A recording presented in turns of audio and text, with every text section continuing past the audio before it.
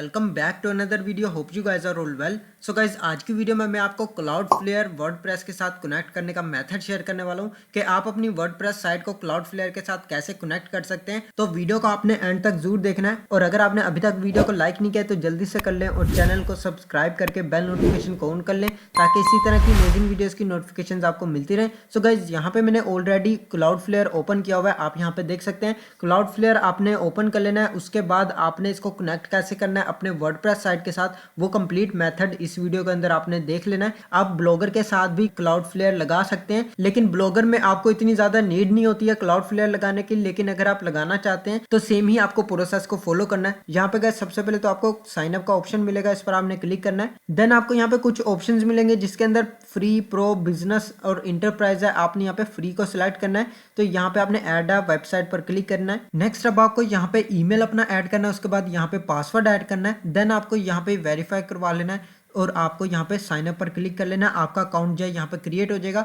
तो first of all मैं यहाँ से न्यू टैब ओपन करता हूँ, जीमेल जो है यहाँ से कॉपी कर लेता हूँ। कॉपी करने के बाद यहाँ पे मैं इसको पेस्ट करता हूँ। पेस्ट करने के बाद पासवर्ड ऐड करना है। यहाँ पे अब आपको साइन अप का ऑप्शन मिल रहा है, इस पर आपने क्लिक करना है। देन गाइज आप यहाँ पे देख सकते हैं हमारा क्लाउडफ्लेयर जो क्रिएट हो चुका है। अब आपको यहाँ पे अपनी वेबसाइट ऐड करनी है। उससे पहले आप यहाँ पे जीमेल पर जाएंगे।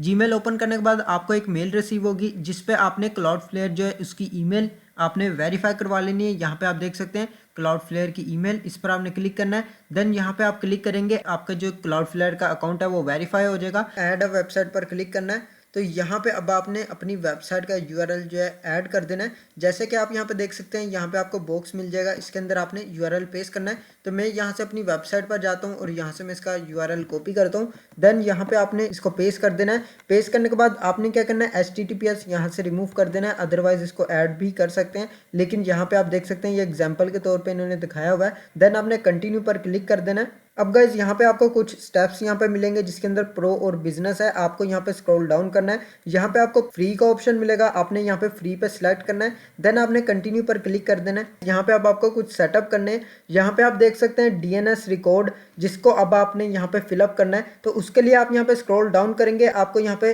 DNS रिकॉर्ड मिल जाएगा। तो आप इसको सेम एज इट इज भी रख सकते हैं। अगर आपके होस्टिंग लगी हुई है आपकी वर्डप्रेस साइट पे, तो आपके डेफिनेटली यहाँ पे होस्टिंग पे जितना भी DNS रिकॉर्ड होगा वो ऑटोमेटिकली यहाँ पे ट्रांसफर हो जाएगा और वो सारा डाटा यहाँ पे आपके ऐड हो जाएगा। तो आप इसको सेम एज इट इज भी रख सकते हैं। आपने इसको सिंपल कंटिन्यू पर क्लिक कर देना है। देन गाइज यहाँ पे अब आप स्क्रॉल डाउन करेंगे, आपको यहाँ पे 2 नेम रिकॉर्ड्स मिल जाएंगे। यहाँ पे आप देख सकते हैं क्लाउडफ्लेयर के नेम सर्वर्स हैं, इनको आपने कॉपी करना है। इन दोनों को आपने लगाना है अपने डोमेन प्रोवाइडर में, जो कि अगर आपके डोमेन प्रोवाइडर नेमचीप है या गोडैडी है या फिर इसके अलावा होस्टिंगर वगैरह या किसी भी अदर कंपनी की डोमेन है, तो आपने सेम ही प्रोसेस को फॉलो करना है। यहाँ पे मैंने ऑलरेडी डोमेन प्रोवाइडर ओपन किया हुआ है जो कि नेमचीप की डोमेन है, तो आपने इसको ओपन कर लेना है। ओपन करने के बाद यहाँ पे आपको नेम सर्वर्स का ऑप्शन मिल जाएगा। ये आप किसी भी डोमेन प्रोवाइडर पे जाएंगे, आपको वहाँ पे नेम सर्वर्स का ऑप्शन मिलेगा। उसमें जाने के बाद आपने यहाँ पे कस्टम DNS पे सिलेक्ट करना है, जो कि आपने खुद क्रिएट करना है। यहाँ पे ऑलरेडी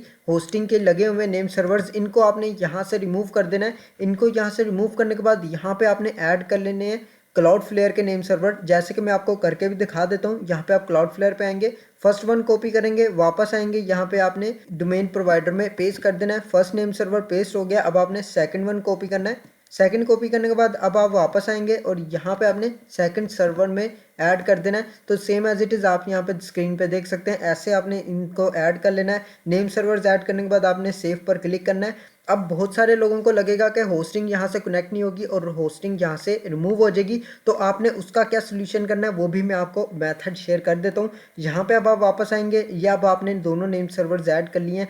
अब यहाँ पे आपने क्लिक करना है चेक नेम सर्वर्स नाउ, इस पर आपने क्लिक कर लेना है। अब ये आपके कुछ देर लेगा, जिसके अंदर वेट फ्यू आवर्स का बताता है, लेकिन आपको ये विद इन 5 to 10 मिनट्स के अंदर अपडेट हो जाता है और एक्टिव भी हो जाता है। अब आपने क्या करना है, कंटिन्यू पर क्लिक करना है। देन आपको कुछ ऑप्शंस देखने को मिलेंगे, जैसे कि यहाँ पे आप देख सकते हैं इम्प्रूव सिक्योरिटी, ऑप्टिमाइज परफॉर्मेंस और समरी। अब आपने गेट स्टार्टेड पर क्लिक करना है। यहाँ पे आपके फर्स्ट वन ऑप्शन मिलेगा ऑटोमेटिक HTTPS रीराइट्स, आपने इसको ऑन रखना है, जो कि सेम एज इट इज ये एज अ डिफॉल्ट ऐड होता है। अब आपने सेव पर क्लिक करना है। अगेन यहाँ पे आपको ऑप्शन मिलेगा ऑलवेज यूज HTTPS, तो आपने इसको लाजमी ऑन कर लेना है।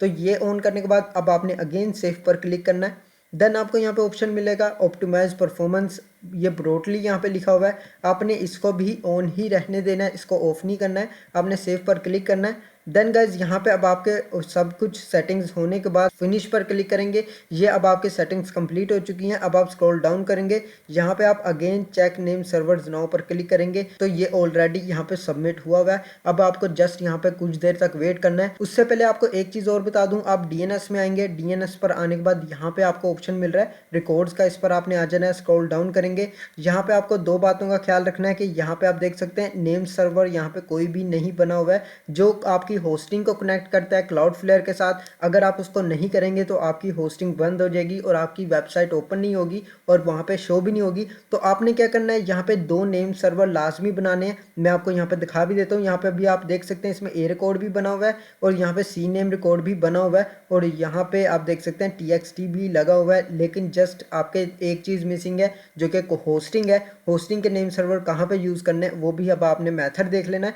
यहाँ पे आप न्यू टैब ओपन करेंगे, आपके होस्टिंगर की होस्टिंग है तो यहाँ से आपने होस्टिंगर नेम सर्वर्स लिख लेना है। तो आपको यहाँ पे नेम सर्वर होस्टिंगर के मिल जाएंगे। अगर आपके किसी और कंपनी की होस्टिंग है आप वहाँ पे जाके चेक कर सकते हैं, आपको होस्टिंग के नेम सर्वर्स वहीं पर आपको मिल जाएंगे। लेकिन अगर होस्टिंगर कहते हैं, होस्टिंगर के सेम ही होते हैं, यहाँ पे आपको कुछ भी चेंजिंग नहीं करनी पड़ती है, इसके नेम सर्वर सबके सेम होते हैं। आपने जस्ट ये कॉपी करना है, फर्स्ट नेम सर्वर कॉपी करने के बाद आपने क्लाउडफ्लेयर पे आना है, यहाँ पे ऐड रिकॉर्ड पर क्लिक करना है और यहाँ से ए रिकॉर्ड बना हुआ है, आप स्क्रॉल डाउन करेंगे, यहाँ पे आप देख सकते हैं आपको यहाँ पे ऑप्शन मिल जाएगा NS का। यहाँ पे आप देख सकते हैं ये नेम सर्वर है, इसको आपने सिलेक्ट करना है। यहाँ पे आपने नेम के अंदर @ लगाना है। उसके बाद नेम सर्वर में फर्स्ट नेम सर्वर यहाँ पे आपने कॉपी कर देना है जो कि होस्टिंगर का है। उसके बाद आपने कुछ भी ऐड नहीं करना है, TTL आपने इसको ऑटो रखना है और एज अ डिफ़ॉल्ट रहने देना है। आपने सेव पर क्लिक करना है, आपका फर्स्ट नेम सर्वर यहाँ पे ऐड हो जाएगा।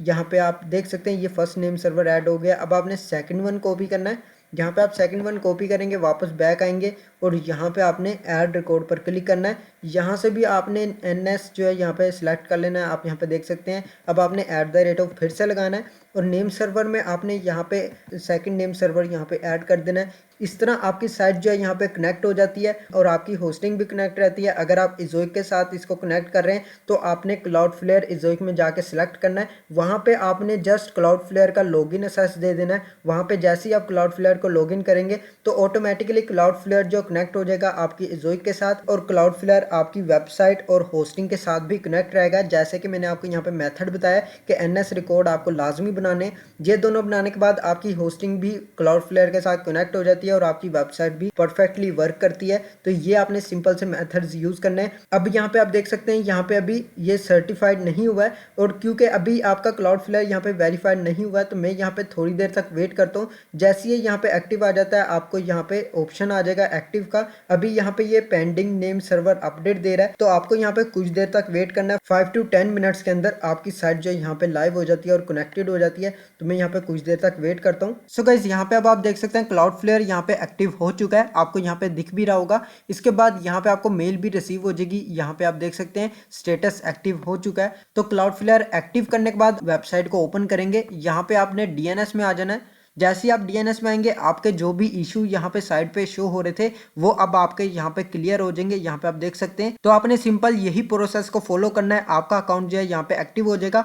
अब यहाँ पे मैं वेबसाइट पर वापस आता हूँ, मैं यहाँ पे ओपन करके भी देख लेता हूँ। यहाँ पे आप देख सकते हैं वेबसाइट ओपन हो रही है और यहाँ पे हमारा क्लाउडफ्लेयर भी कनेक्ट हो चुका है। तो ये आपने सिंपल से मेथड को फॉलो करना है। और अगर आपके यहाँ पे क्लाउडफ्लेयर में ए रिकॉर्ड ऐड नहीं है, जैसे कि यहाँ पे आप देख सकते हैं ये ए रिकॉर्ड है, यहाँ पे आपको IP एड्रेस कहाँ से मिलेगा, आपकी होस्टिंग का। आप यहाँ पे अपनी होस्टिंग पर आएंगे, यहाँ पे आप देख सकते हैं होस्टिंगर की होस्टिंग लगी हुई है। होस्टिंग पर आने के बाद आप स्क्रॉल डाउन करेंगे, एडवांस का ऑप्शन मिलेगा, इस पर आ जाना है। यहाँ पे आपको ऑप्शन मिलेगा SSH, इस पर आपने क्लिक करना है। यहाँ पे आपको IP मिल जाएगा, ये आप देख सकते हैं। इस IP को आपने कॉपी करना है और अपनी होस्टिंग पे लगा देना है। तो इस तरह आपकी वेबसाइट जो है ओपन हो जाएगी। तो ये आपने सिंपल से प्रोसेस को फॉलो करना है। और अगर आप अच्छी होस्टिंग का यूज करना चाहते हैं और आपके पास इतना बजट नहीं है तो हम ऑलरेडी प्रोवाइड कर रहे हैं होस्टिंगर की होस्टिंग, जो कि आप भी यूज़ कर सकते हैं, जो कि 1500 रुपीज़ में हम प्रोवाइड कर रहे होते हैं। तो अगर आपको वेबसाइट की होस्टिंग चाहिए, अच्छी होस्टिंग आपको बाय करनी है, तो व्हाट्सएप नंबर भी आपको मैंने स्क्रीन पर भी शो कर दिया, डिस्क्रिप्शन में भी दे दिया है,